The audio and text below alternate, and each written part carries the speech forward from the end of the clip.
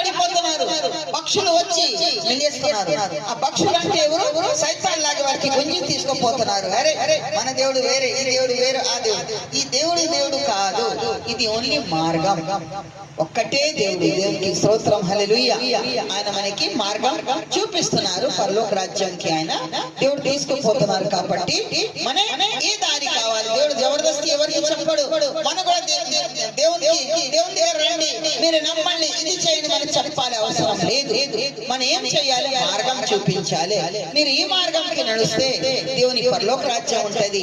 ఈ మార్గంకి నడుస్తే నరకాగ్ని కుండం ఉంటది. దేవునికి స్తోత్రం, హల్లెలూయా.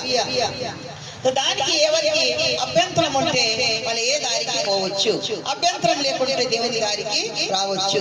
ఆ విధానంగా మన దేవునికి స్తోత్రం చెల్లించాలి, దేవునికి కనపరచాలి.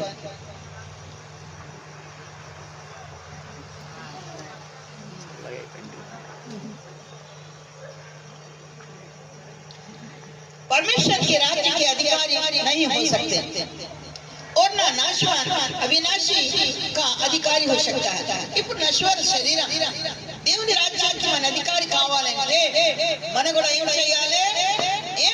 కష్టపడాలి. అయ్యో ఇక్కడ సల్లీల అమ్మగారు కోసం పెట్టింది, మాకు సల్లి వస్తుంది.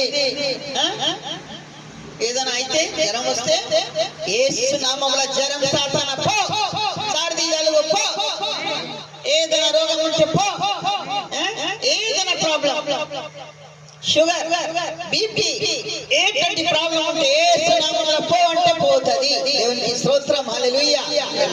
మీరు అనుకుంటే సల్లి వస్తుంది అంటే సల్లి వస్తుంది, సల్లి రాదు అంటే సల్లి రానే రాదు. హల్లెలూయా.